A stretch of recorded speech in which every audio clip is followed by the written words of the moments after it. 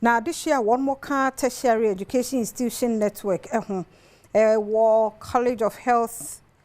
College of Health I know Yamfo Monthemu one day the send to your man Penny John Dramani Mohammed and the health minister say one more dream pobia one more boss one director we in a free one kebeya on Sawaje.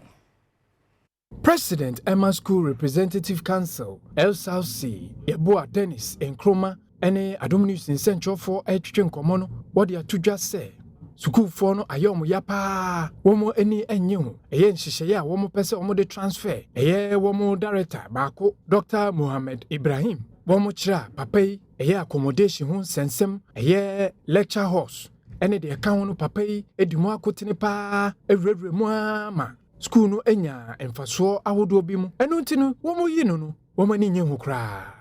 ye director Dr. Mohammed Ibrahim aban amana letter say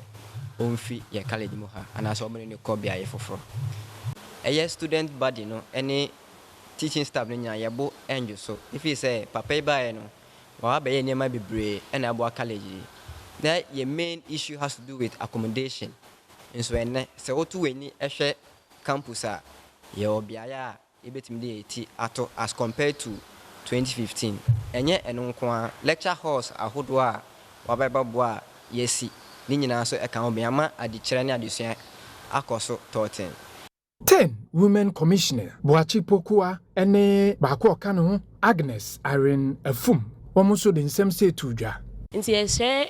Mama say ye panachowa ma onyi director in free na wama school na atumpon say we yi ni free ha school no ebejija we are pleading nti ye panacho ya ban na wosu odo ba director abo school no bambo munsem wa set CCTV cameras bebre wa hanom wato wa fa school ni in fact improvements about school ni ye classrooms hostels baby e bedane ade everything is okay. CCTV cameras bebre e wa around because previously na girls hostel na boys timi borura ho ada enkrofo so timi ra ho man na enye kra but say we solve that issue ni na amaye.